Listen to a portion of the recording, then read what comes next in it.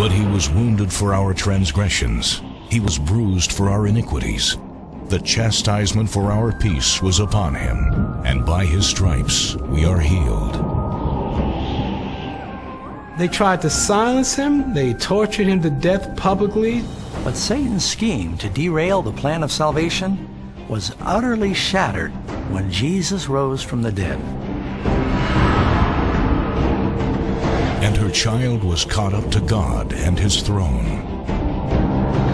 With the Son of God now physically beyond his reach, the devil directed all of his fury at the followers of Jesus, the new Christians. He did much of this through the cruel power of imperial Rome. Now when the dragon saw that he had been cast to the earth, he persecuted the woman who gave birth to the male child. Christianity was a struggling, small, persecuted minority that didn't have official status in the Roman Empire, and there were a series of persecutions, some of which were quite severe. One of the roles of religion in the Roman Empire was to ensure the well-being of the state. The idea was if the gods were worshipped properly, then they would favor the empire, and if they were worshipped improperly, then they would, bad things would happen to the empire as a result of divine wrath.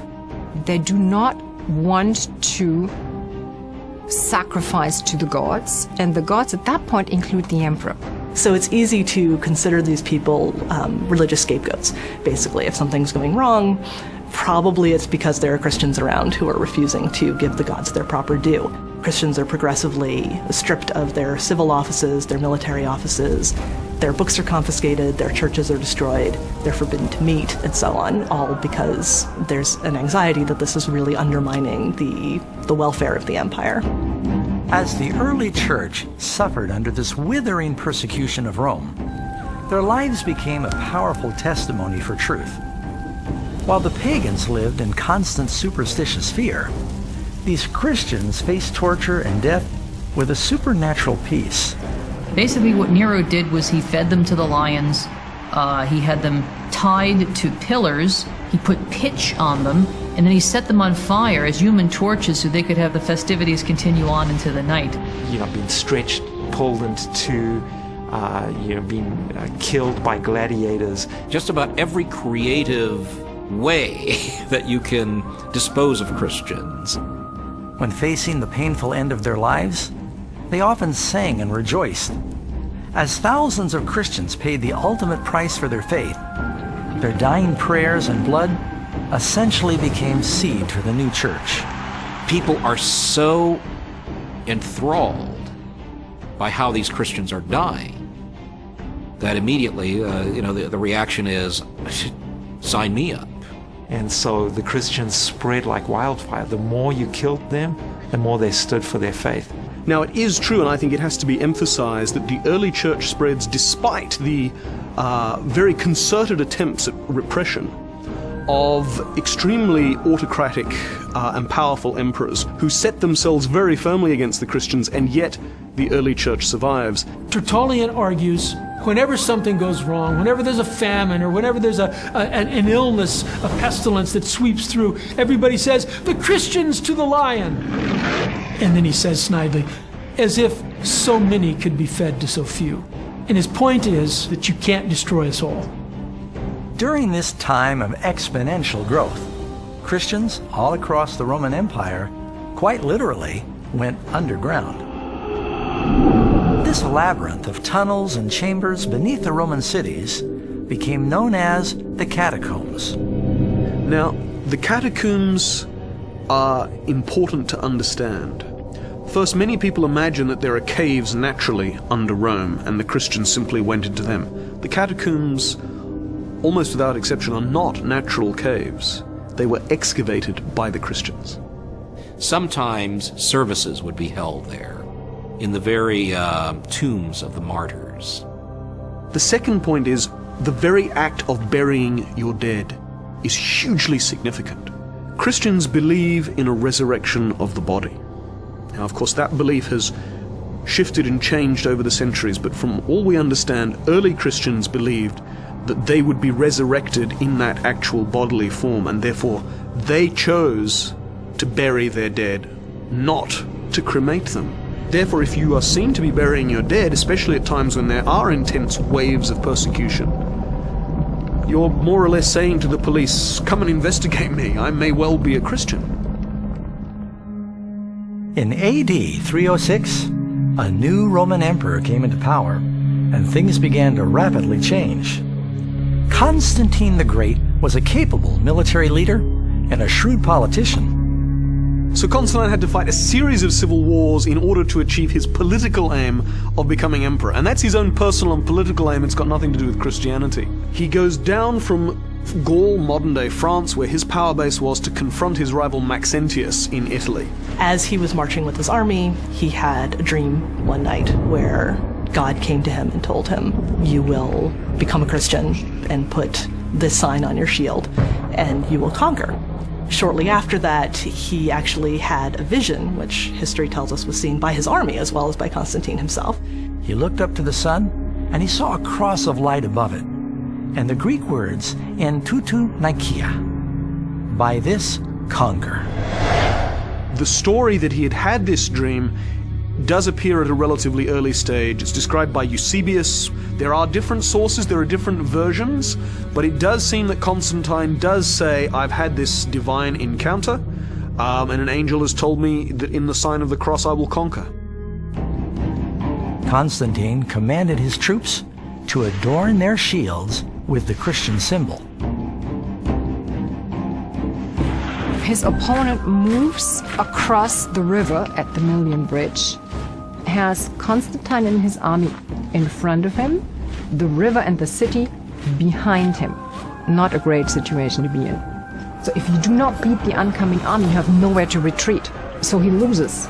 So for Constantine, who is certainly not yet a Christian, this is a powerful thing, because he himself believes the Christian God has given me victory. So if you're a pagan, or just somebody who's confused about religion, you've had here this clash of deities.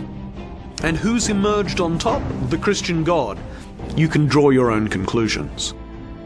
Gradually, the national sentiment against Christianity began reversing. During Constantine's reign, Christians went from being a persecuted sect to openly holding positions of influence in the courts and palaces of kings and governors.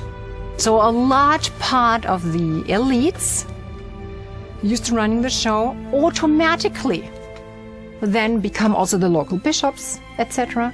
You know, become Christian. It wasn't such a big leap because most of them anyway believed in one supreme divine being which had different representations.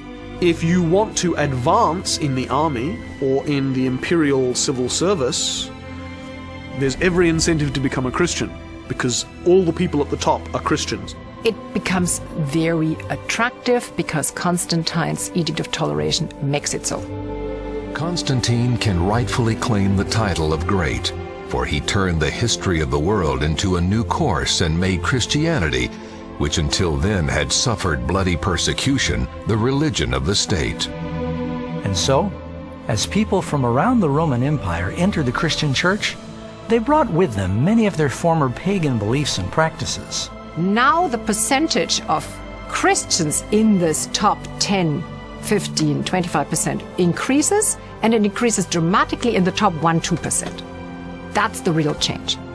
That is when Christianity really becomes the Christianity that it is today. Because now the people who've been running the show, they are now Christian. Over time, church leaders began to embrace the regal robes and flamboyant ceremony that was part of the pagan religions. And in place of the simple commands of God, they began to teach superstitions and man-made traditions. Now, instead of the Christian church converting the heathen world, the pagans were converting the church. There's a train coming out of the first century represented by the documents we have in the New Testament that demonstrate kind of the shape of the church there, going into this long dark tunnel of the 2nd through 4th centuries, and then coming out in the 4th century of this long dark tunnel. And the train of the church that comes out is so different than the train of the church that goes in. You say, what happened? In AD 391, by the order of Emperor Theodosius I, Christianity became the official state religion of Rome. Worship at pagan temples was outlawed, and all other religious practices ceased. You're trying to Christianize an empire. You're trying to Christianize a pagan culture. The old basilicas were basically pagan temples. Put a cross over it. Put in paintings of biblical scenes, biblical heroes and saints and martyrs. So Christians actually deliberately at times and purposefully, as a strategy, take pagan not only places but rituals or ideas and, as they think, subvert them to advance the cause of, spreading Christianity. What we don't know is the extent to which they think this through and say, well, at what point is it legitimate to do this, and at what point do we perhaps begin to be taking on other ideas? The speed with which the early church tobogganed into apostasy will take your breath away. As millions of pagans hastily joined the church, they were naturally reluctant to dispose of their idol treasures. The Romans and the Greeks were so used to being surrounded by symbols of their deities. They began doing the same thing with Christianity. So many of these new converts just relabeled their idols with Christian names, like Paul, Mary, and Peter. A statue of Jupiter became a statue of Peter. And we know that because it has a sun disk right over its head that indicates that this is not Peter, but it's a pagan statue that's been renamed. The representations of Isis, which is originally an Egyptian goddess but has become very Greek already, becomes essentially the representation of Mary carrying her child. You have a mother and child tradition all the way down through history. You have it in Mithraism, you have it in Babylon, you have it all the way back in Persia. It appears that Mary acquired some of the characteristics that were associated with some of these other goddesses. She wears a dark blue coat and she stands on the half moon. She is the mother of all gods. Isis carrying her son Horus. That is the image that gets a new name, and now the name is Mary carrying the child Jesus. Or a depiction of the god Hermes is shown as Christ the Good Shepherd. Soon the statues of the saints and even Jesus began adorning the churches. Even though God clearly forbids this practice in the Ten Commandments, people continued to revere and to pray to these relabeled idols. Thou shalt not make unto thee any graven image, or any likeness of anything that is in heaven above, or that is in the earth beneath, or that is in the water under the earth. Thou shalt not bow down thyself to